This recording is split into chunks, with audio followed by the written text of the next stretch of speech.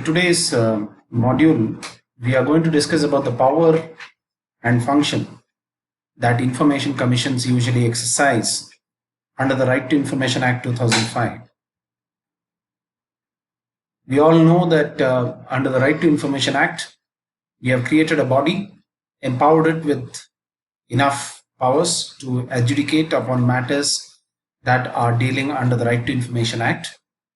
And these are called as the information commissions. And the information commissions, as we all know and aware of, have been created under the central government and also under various state governments. And I think the information commissions got themselves established through the RTI Act. Their role is specifically to govern the right to information legal regime in India as concerned under the Right to Information Act 2005. And over the last few years, they have done extremely well in trying to implement this law so as to fulfill the objectives behind the enactment of this legislation. So we'll try and analyze and discuss the powers and functions of the Information Commission, and we'll try and see who can be the Information Commission, what is the qualification, and what kind of role do they play, and what is the hierarchy of the adjudicatory process under the Right to Information Act. I think these are some of the features of this module, and I'm sure this module will give you a great insight and also critical perspective on the functioning and working of the Information Commission. So let's go forward. Now, in moving forward, I have to start with the issue of tribunalization in India. Friends, in the last few years or the last few decades in India, we have seen increased creation of tribunals. This has been kind of the feature of legislative making in India. We all know that tribunals are alternate dispute forums. Tribunals are created as alternate to the proper or regular court system. We know in India that the courts are the adjudicatory bodies. We know that there is the district court at the district level, then there is the high court at the state level, and there is the Supreme Court at the national level. The hierarchy of the proper court system means that the courts can adjudicate both civil as well as criminal disputes. And hence, in India, either it is, unfortunately, I must say, that due to the increased number of litigations, the ordinary courts are burdened with a lot of pending cases and litigations.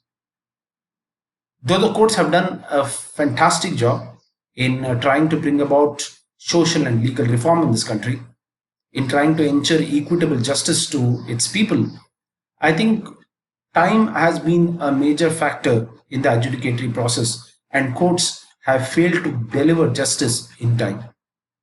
Because of the number of cases that have piled up in these courts, it is taking a lot of time for the courts to give their final decision.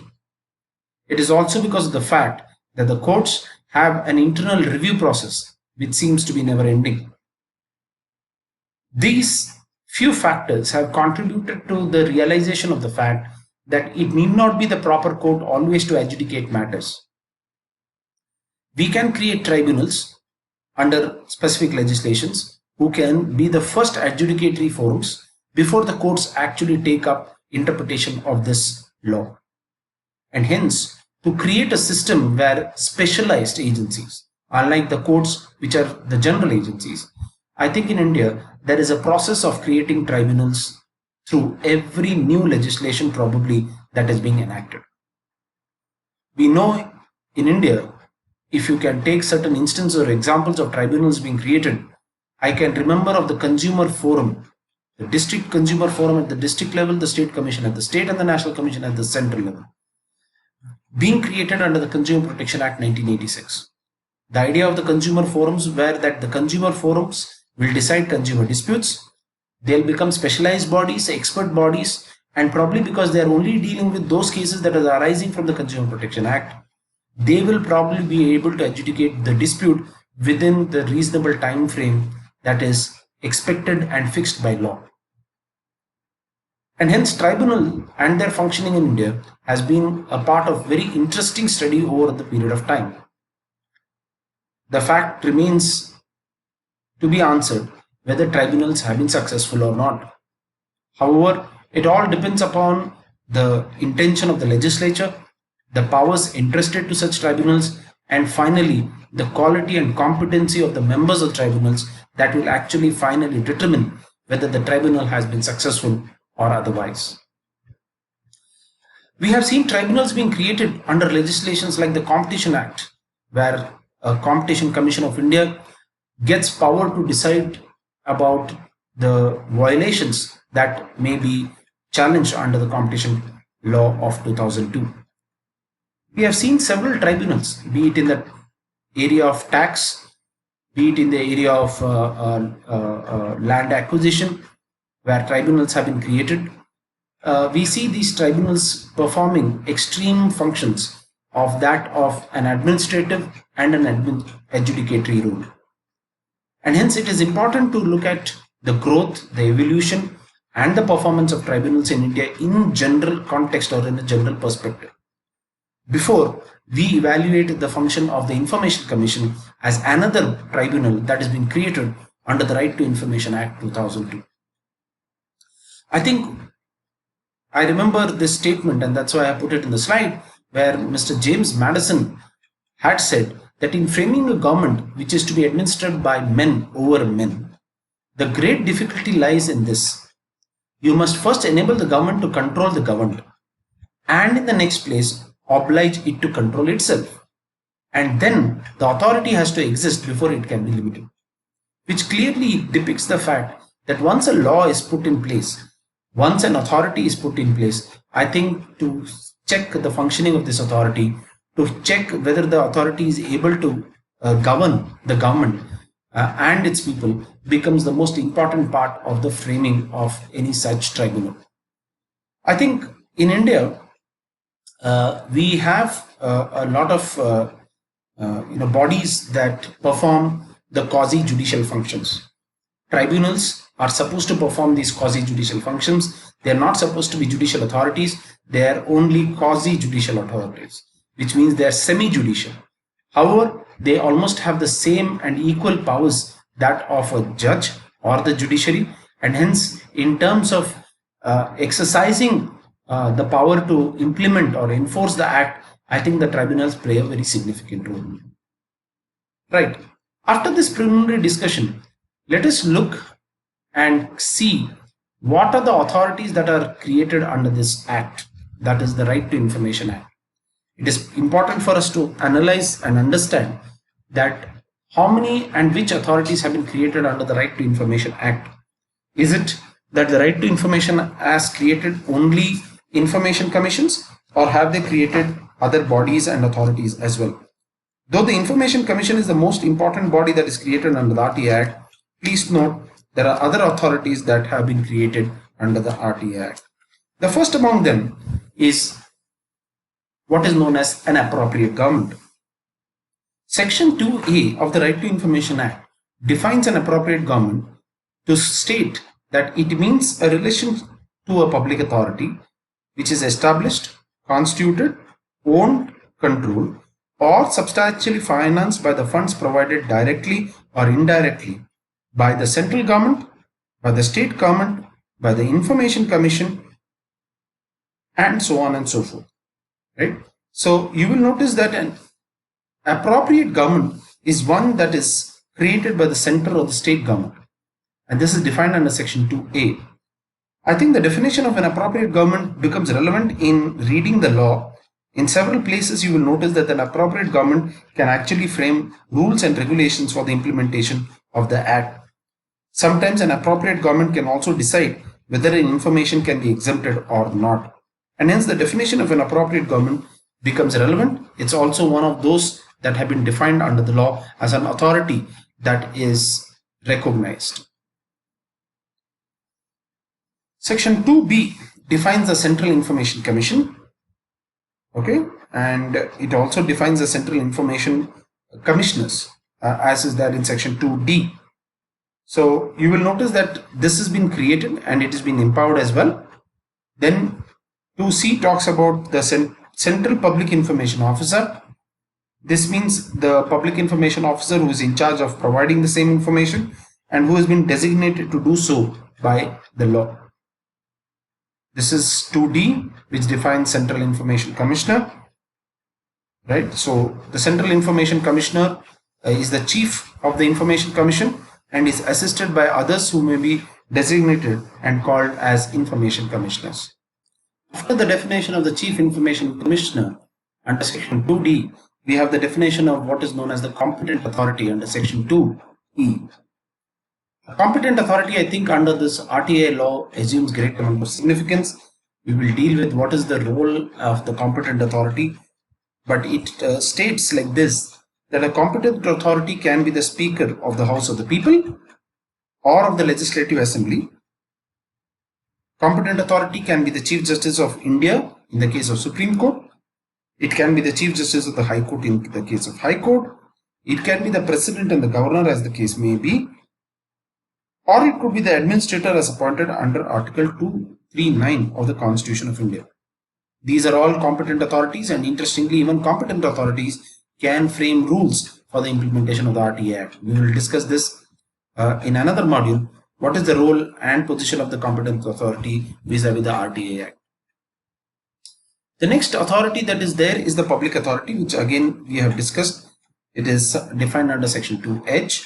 A public authority means an authority or a body, institution of self-government established or constituted by the Constitution or by any other law made by the Parliament, by the state legislature as the case may be, or by any notification that is made by the appropriate government, and includes any body owned, controlled or substantially financed, or any non-governmental organization substantially financed directly or indirectly by the funds provided by the appropriate government. So this is also an authority that you see under the RTI Act. Then there are other offices that are defined under Section 5.4, which is also relevant in terms of the internal functioning within a public authority and an organization, and that also is a body that is necessary and important in the implementation of the RTI Act. Then you have what is known as an appellate authority. An appellate authority is one that actually can be addressed as the first appellate authority, so that in case anybody or any citizen is aggrieved from the order of the public information officer, you can take an appeal to the appellate authority. An appellate authority is somebody who is senior, somebody who heads the organization or a public authority, to whom such a representation or a grievance can be made. After the decision of the first appellate authority, then the decision can be taken ahead to the Information Commission. So these are some of the authorities created, defined or empowered under the RTI Act, and they all play their own significant role in governing the RTI legal regime in India. The next question for us to arise is whether the adjudicatory powers in the Information Commission, which is a quasi judicial body, if so, what does this quasi judicial body do in terms of its adjudicatory functions? Now, if you see information or the denial of the information is a kind of a grievance that needs to be redressed.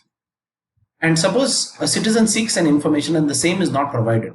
This results in some kind of a grievance. A grievance redressal forum is the most important forum for the state to address the concerns of its citizens. A grievance redressal forum is also a body that determines what is the right and the duty co-relationship that exists under a given law. If a citizen has a right to information, it is the duty of the state not to infringe that right, not to deny that right, and not to see that the right is actually interfered with. And hence, this kind of grievance redressal mechanism is necessary function of the Information Commission. The Information Commission is there not only to interpret the right, but also to redress the kind of issues, challenges, or probably the misapplication of the law that may be there vis-a-vis the government or its citizen. So I think what it does is to bridge the gap. What it does is to satisfy the citizen about the right and about the kind of nature and function that the state owes towards him. So Information Commission basically, if I may say so, The first and the foremost role that it should play is to redress the grievance of the citizen, those kinds of grievances that may arise from the Right to Information Act. That, I think, is the most important function and an adjudicatory role that is played by a quasi judicial body called the Information Commission. Kindly note, the powers of the Information Commission are so significant and important that the Right to Information Act in Section 23 bars the jurisdiction of the courts in matters relating to or arising from the provisions of this Act, which means if a citizen has to redress grievances that arise from the RTI Act, he has to inevitably go to the Information Commission and he cannot approach to the proper courts, which means proper courts are barred from entertaining any plea, any petition, any complaint that may arise from the citizen's grievances from the denial of information under the Right to Information Act. This is important, which means the primary function of the Information Commission is that of a court. The primary function is replacing the court to the Information Commission, and hence the Information Commission is alternate to the court system, is alternate to the proper court in terms of providing remedies for any redressal of grievances that a citizen may have from the implementation of the Right to Information Act. Kindly note, Section 23 bars the jurisdiction of the lower court. It does not bar the jurisdiction of the constitutional courts of the High Court or the Supreme Court as in Article 226 or Article 32. However, when the courts are primarily barred, it means they cannot be the primary forums for dispute resolution. They cannot be the primary forum that the citizen can approach for redressal of their grievances that arise from those special legislation.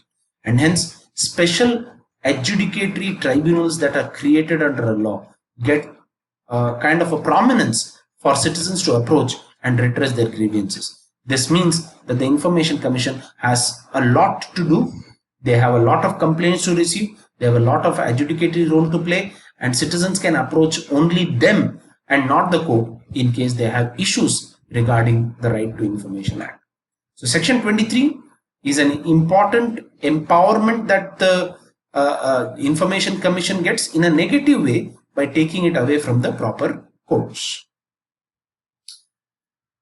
Right. So what is a quasi judicial body in the Information Commission? Kindly note, if one reads Section 12 of the Right to Information Act, I think Section 12 is an important provision which talks about the Central Information Commission.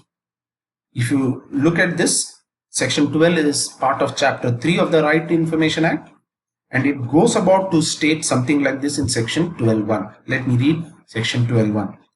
The central government shall, by notification in the Official Gazette, constitute a body to be known as the Central Information Commission to exercise the powers conferred on and to perform the functions assigned to it under the Act. Which means the Central Information Commission is something that should be constituted by the central government. It has to be notified through an Official Gazette. Its primary duty is to exercise the powers conferred to and perform the functions as assigned to it under this Act. So this is the kind of body that is being created, and please note, the Central Information Commission has both administrative role as well as judicial role. We will discuss this as we go forward, but that is something that will be created by the central government. Kindly note, if one goes by reading the provisions of Section 12, one will come to know that the members of the Central Information Commission are appointed on a recommendation of a committee consisting of the Prime Minister, the leader of the opposition party, and the Union Cabinet member, Cabinet Minister, to be nominated by the Prime Minister. So a committee of these individuals make their recommendation about who shall be the Information Commission and who shall be appointed by the central government for the same. And interestingly, kindly note, it is not the government that issues the appointment for the Information Commissioners. It is the President of India who appoints the Chief Information Commissioner or the Information Commissioners in general. So that is the process that is established under this law, and that is the process that has to be followed as well.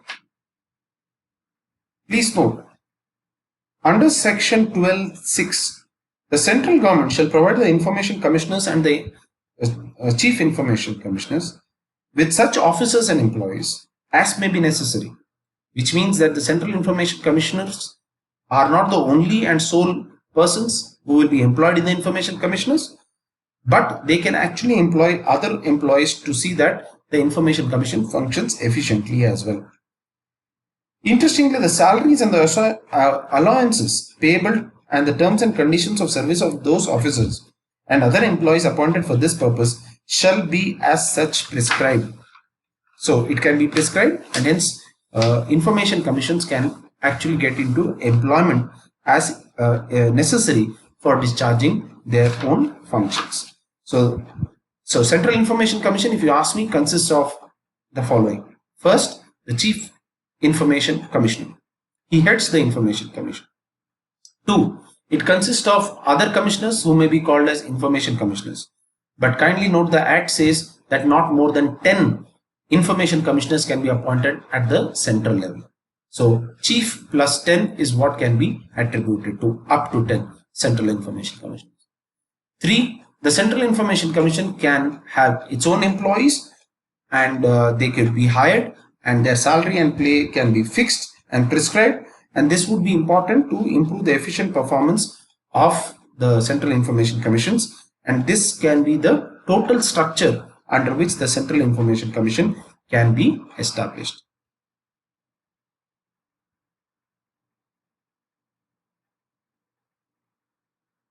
So one looks at the hierarchy of the adjudicatory institutions under the RTI, one will come to this conclusion that at the lowest adjudicatory role is the public information officer.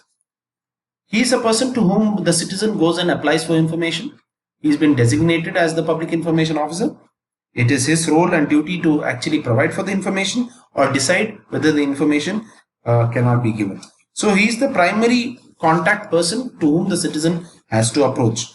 And the public information officer can be assisted by another individual called the assistant public information officer. So these two agencies are, I must say, the liaison officers who are responsible to speak to the citizen, interact with the citizen, and provide the said information to the citizen as well. The role of the PIO will be dealt in another module, and the role of the APIO also will be dealt in another module, which means the application process and the reply process is something that we'll deal in another module. However, once the public information officer makes a decision, then if there is a grievance which has to be addressed, a citizen has to take the first appeal to an appellate authority. This is called the process of first appeal. An appellate authority, as I told you in the past, is somebody who is within the organization, who heads the organization or the public authority, and to whom such appeals can be preferred. From the appellate authority, if dissatisfied from the decision and if the grievance still continues, a citizen can make the second appeal to the Information Commission.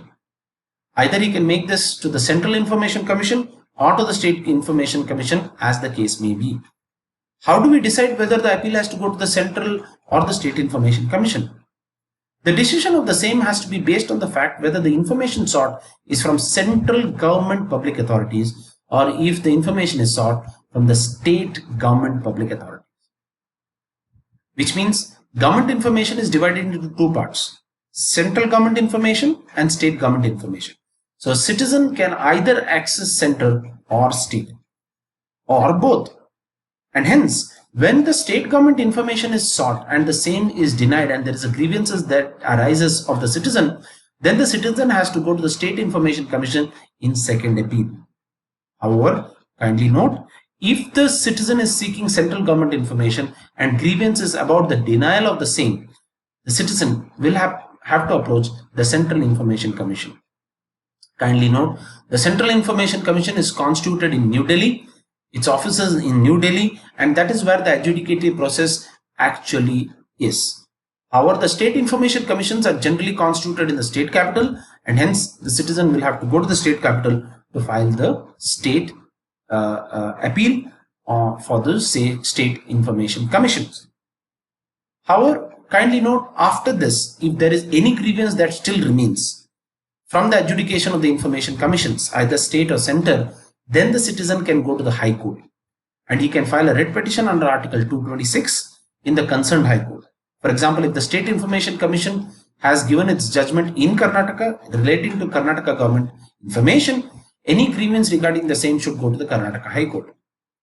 Now, because the Central Information Commission is situated in New Delhi, and if there is a grievance regarding the judgments or orders of the Central Information Commission, the citizen may have to go to the High Court in Delhi and redress his grievance through a writ petition that is to be filed under Article 226 or 227 as the case may be.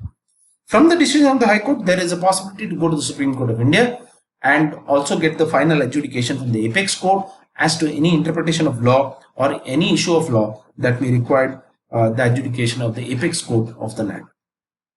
So this is kind of a slide or a presentation that gives you the hierarchy of the court structure and how a citizen can redress his or her grievance as the case may be in the process of the right to information legal regime.